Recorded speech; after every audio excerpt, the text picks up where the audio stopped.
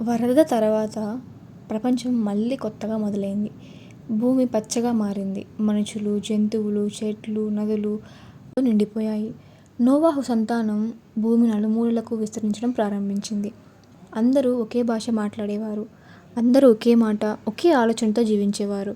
మనుషులు కలిసి పట్టణాలు నిర్మించారు, ఇల్లు కట్టారు, పంటలు వేశారు. జీవితం బాగా సాగుతుంది.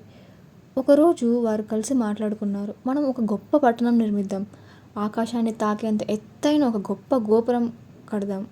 మన పేరు ప్రపంచమంతా ప్రసిద్ధి చెందాలి అని ఈ ఆలోచన వారికి చాలా నచ్చింది. వారు ఇటుకలు తయారు చేయడం మొదలుపెట్టారు. పెద్ద పెద్ద రాళ్ళు తెచ్చారు.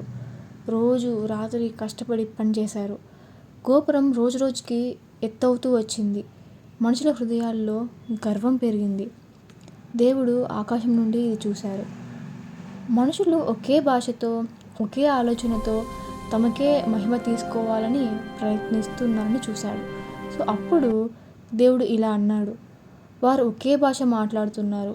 వారు ఏది చేయాలని నిర్మించుకున్నా చేయగలుగుతారు, కానీ వారి హృదయాలు నా వైపు లేవు. సో దేవుడు వారి భాషలను కలగలిపాడు. ఒక్కసారిగా మనుషులు ఒకరిని ఒకరు అర్థం చేసుకోలేకపోయారు. ఒకడు మాట్లాడుతున్న మాట ఇంకొకడికి అర్థం కాలేదు. గందరగోళం మొదలైంది. పని అంతా ఆగిపోయింది. గోపుర నిర్మాణం నిలిచిపోయింది. వారు విడివిడిగా భూమి నలుమూలలకు వెళ్ళిపోయారు. ఆ స్థలానికి పేరు పెట్టారు బాబేలు, అంటే గందరగోళం అని. కానీ దేవుడు మనుషులను వదిలిపెట్టలేదు. వారు వెళ్ళిన ప్రతి చోట కొత్త గ్రామాలు ఏర్పడ్డాయి. కొత్త ఇల్లు కట్టుకున్నారు, పంటలు వేశారు, పిల్లలు పుట్టారు, జీవితం మళ్ళీ కొనసాగింది. ఈ కథ మనకు ఏం చెప్తుందంటే, మనుషుల గొప్పతనం గోపురాలు కట్టడంలో కాదు, మనుషుల నిజమైన గొప్పతనం దేవుని మాట వినడంలో ఉంది. మనం ఎంత ఎత్తుకు ఎదిగినా దేవుని మీద ఆధారపడితేనే మన జీవితం సురక్షితంగా ఉంటుంది. దేవుడు కోరేది మన గర్వం కాదు, మన హృదయం. కాబట్టి మనం భయభక్తులతో జీవిద్దాం, దేవుని మాట విందాం, ఆయన మార్గంలో నడుద్దాం. ఎందుకంటే దేవుని ప్రణాళిక మన ప్రణాళికల కంటే చాలా గొప్పది.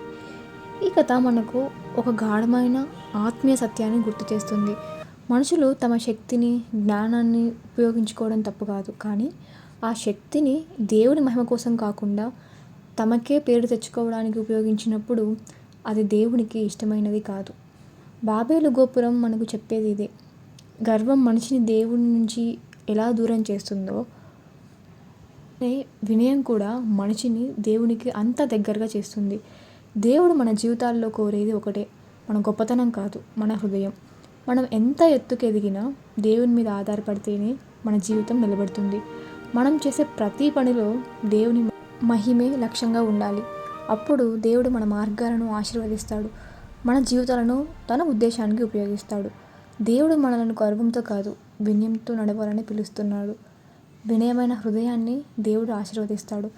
మన ప్రణాళికలు పెద్దవైన దేవుని ప్రణాళిక ఇంకా గొప్పది. ఆయన మీద నమ్మకం పెట్టుకున్న వారు ఎప్పటికీ నిరాశ చెందరు. మనుషులు కట్టే గోపురాలు కూలిపోవచ్చేమో, కానీ దేవుడు కట్టే జీవితం ఎప్పటికీ నిలుస్తుంది.